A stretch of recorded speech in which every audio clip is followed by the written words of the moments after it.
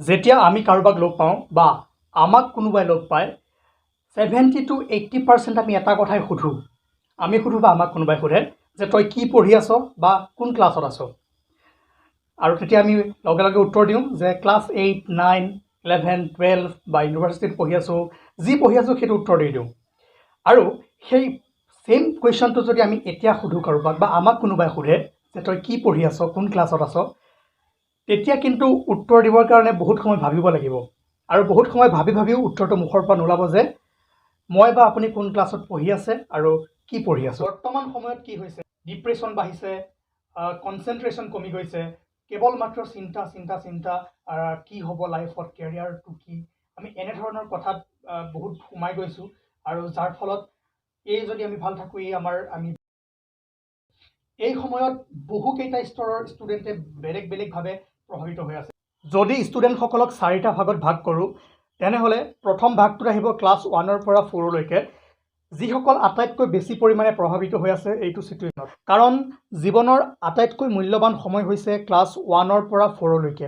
এইখিনি সময়তে আমি ABCD, ক খ, অ আ, যোগ বিয়োগ, পূৰণ, যুক্তাক্ষৰ অৰ্থাৎ পঢ়া শুনাৰ বেছিকখিনি আমি এইটো সময়তে শিকোঁ। আৰু এই সময়খিনিত যদি আমি শিকিব নোৱাৰোঁ তেনেহ'লে পিছত গৈ বহুত টান হৈ যায় এইবোৰ শিকাটো। যিহেতু স্কুলবোৰ বন্ধ হৈ আছে এইখিনি সময়ত, সেইকাৰণে যিটো লোকচান হৈ আছে এই সৰু ল'ৰা ছোৱালীবোৰৰ, সেইটো সকলোতকৈ ডাঙৰ লোকচান হৈ আছে। সৰু ষ্টুডেণ্টবোৰৰ পৰা যাতে পঢ়া শুনাৰ লিংকটো নাইকিয়া হৈ নাযায়, তাৰ কাৰণে অভিভাৱকসকলে ঘৰতে তেওঁলোকক বেছিকটো শিকাই থাকিব লাগিব, পঢ়াই থাকিব লাগিব। এইখিনি সময়তে যদি বেছিকটো শিকা নহয়, পিছত গৈ অলপমান প্ৰব্লেম হৈ যায় শিকিবৰ কাৰণে। এইখিনি সময়ত খেল ধেমালি, নাচ গান ইত্যাদিৰ মাজেৰেহে শিকা যায়। এতিয়া আহিল 2 নম্বৰ ষ্টেজটোৰ যদি কথা কওঁ, ক্লাছ 5 পৰা 9লৈকে।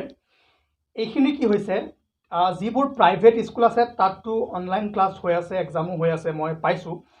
আৰু যিবোৰ চৰকাৰী আছে, চৰকাৰীবোৰত তেনেধৰণৰ একো ব্যৱস্থা হোৱা নাই আৰু নোৱাৰেও, কাৰণ প্ৰাইভেট স্কুলত হয়তো ধনী মানুহৰ ল'ৰা ছোৱালীবোৰ যায় আৰু তাত এই অনলাইন শিক্ষা ব্যৱস্থাটো যদি চলায় তেনেহ'লে তাত কোনো প্ৰব্লেম নহয়, কাৰণ মোবাইল হয়তো থাকিব সেই ল'ৰা ছোৱালীসকলৰ হাতত। কিন্তু চৰকাৰী স্কুলবোৰত বিশেষকৈ দুখীয়া ঘৰৰ ল'ৰা ছোৱালীবোৰেই যায়।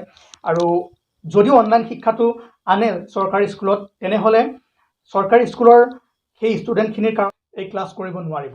গতিকে প্ৰাইভেট স্কুলৰ ল'ৰা ছোৱালীবোৰ ইমান ওপৰত আছে, চৰকাৰী স্কুলৰ ল'ৰা ছোৱালীবোৰ তললৈ গৈ আছে। আগতে আমাৰ এটা ধাৰণা আছিল যে যিটো টকা পইচাৰে শিক্ষা নহয়, কিন্তু এতিয়া চাওক যিসকলৰ লগত টকা পইচা আছে তেওঁলোক অৱশ্যে অলপ আগবাঢ়ি গৈছে, যিসকলৰ লগত নাই তেওঁলোক পিছ পৰি ৰৈছে। থাৰ্ড ক্লাছ 10 আৰু 12ৰ ষ্টুডেণ্টবোৰ জীৱনৰ আটাইতকৈ দুটা মূল্যৱান বছৰ, য'ত মেট্ৰিক আৰু হায়াৰ ছেকেণ্ডেৰীৰ পৰীক্ষা হয়। কিন্তু এইবাৰ এই মেট্ৰিক আৰু হায়াৰ ছেকেণ্ডেৰীৰ পৰীক্ষা অনুষ্ঠিত নহ'ল। তেওঁলোকে কেনেকুৱা অৱস্থাত আছে সেইটো মই নকলেও আপোনালোকে বুজি পাব। চতুৰ্থতে হৈছে যিবোৰ কলেজ ইউনিভাৰ্চিটিত পঢ়ি থকা ষ্টুডেণ্টসকল, আটাইতকৈ বেছি ডিপ্ৰেশ্যনত এওঁলোকে আছে। কাৰণ কেৰিয়াৰৰ চিন্তা, মই নিজেও এইটো গ্ৰুপতে আছোঁ আৰু ফ্ৰেণ্ডৰ লগত মই কথা বাৰ্তা পাতি গম পাইছোঁ যে আটাইতকৈ বেছি চিন্তাত এওঁলোকে আছে। কাৰণ কেৰিয়াৰৰ চিন্তা আহি পৰে, ফিউচাৰ কি হ'ব এতিয়া কোনো গম পোৱা নাই, বৰ্তমান কি চলি আছে কোনো গম পোৱা নাই, ঘৰৰ চাৰিবেৰৰ মাজতে থাকি এইখিনি সময়ত আমি ফিজিকেলি মেণ্টেলি দুইফালৰ পৰাই উইক হৈ গৈছোঁ। বহু সময়তে মনত বিভিন্ন ধৰণৰ কথা আহি থাকে আৰু যাৰ কাৰণে দিনটোৰ বেছিভাগ সময়ে হয়তো দুখত থাকিব লগা হয় বা বিভিন্ন কথাই আমাৰ খেলি মেলি লগাই দিয়ে। আমি এইখিনি সময়ত যদি বেলেগ ভাবি আছোঁ, আন সময়ত আমি আৰু বেলেগ ভাবি আছোঁ। গতিকে এটা ষ্টেবিলিটিটো কমাই দিছে, যে যিটো মেণ্টেল ষ্টেবিলিটি সেইটো হয়তো বহু পৰিমাণে কমি গৈছে। এনেকুৱা ভাৱ আহি আছে যে আমি শেষ হৈ গৈ আছোঁ, যে ইয়াত কি আছে, একো নায়েই। কিন্তু যদি আপোনালোকে চায় যে প্ৰত্যেকটো সমস্যাৰে সমাধান আছে, এতিয়াও একো শেষ হোৱা নাই। যদি কিছুমান কাম কৰি যায় তেনেহ'লে আমি ইয়াৰ পৰা নিশ্চয় বাচিব পাৰিম। কি হৈছে, আমাৰ কনচেনট্ৰেশ্যন কমি গৈছে, কোনো কামতে মন নবহা হৈ গৈছে। গোটেই দিনটো খালি মনটো কিবা ডাউন হৈ থকাৰ নিচিনা লাগিছে, খোৱা বোৱাৰ প্ৰতি অনিচ্ছা হৈ গৈছে, লগতে টোপনি কমি গৈছে। এই সকলোবোৰ সমস্যাই আমাক দেখা দিছে। লগতে যিহেতু আমি এইখিনি সময়ত বেছিভাগ ছ'চিয়েল মিডিয়াৰ লগতে বেছি লাগি আছোঁ, বা অনলাইন ক্লাছেই হওক, এক্সামেই হওক, কম্পিউটাৰ, লেপটপ, মোবাইলৰ সন্মুখতে থাকিব লগা হৈছে, যাৰ কাৰণে বহুতৰে চকুৰ সমস্যাও দেখা দিছে। আৰু সঁচাকৈ মই নিজেও এই সমস্যাত ভুগিছোঁ। এই গোটেইখিনি মই ক'লোঁ যে বিভিন্ন ষ্টেজৰ ষ্টুডেণ্টবোৰে কেনেকুৱা ফিল কৰি আছে, কেনেকুৱা চিটুৱেশ্যনত আছে, এইখিনি মই ক'লোঁ। আৰু এতিয়া ক'ম যে এইবোৰৰ পৰা কেনেকৈ বাচিব পাৰি অলপ হ'লেও।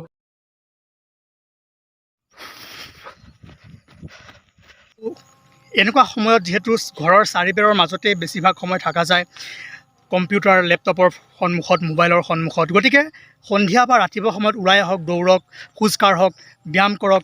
এইবোৰ আপোনাৰ শৰীৰৰ কাৰণেও ভাল বা এইবোৰে আপোনাৰ মনটো ভালে ৰাখে। কৰি চাওক, ভাল পাব। আৰু লগতে যিহেতু ডিপ্ৰেশ্যনৰ সময়, বহুত ডিপ্ৰেশ্যনত আমি গুচি যাওঁ, এইখিনি সময়ত বহুত চিন্তা আহি পৰে। সেইকাৰণে কি কৰিব পাৰে, এনেকৈ চাওক, আপোনাৰ ঘৰতো এনেকুৱা মুকলি ঠাই থাকিব, নিজান ঠাই, য'ত সুন্দৰভাৱে আপুনি থাকিব পাৰে, তালৈ ওলাই আহক।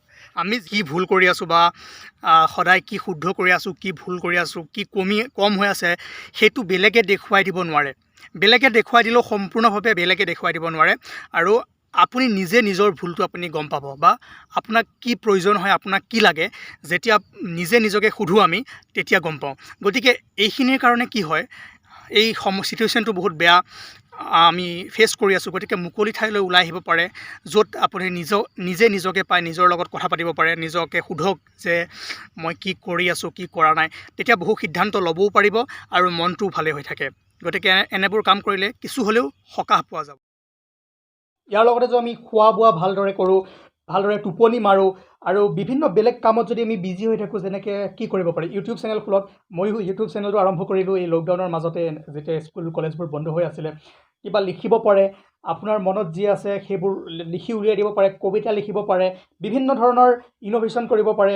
গতিকে এনেধৰণে যদি আমি বিজি হৈ থাকোঁ, তেনেহ'লে আমাৰ মনৰ পৰা চিন্তা ভাৱনাবোৰ কমি যাব, আৰু লগতে আমি এটা নৰ্মেল লাইফ ঘূৰাই পাওঁ। শেষ হৈ যোৱা নাই, আগৰ ভাল দিনবোৰ ঘূৰি আহিব।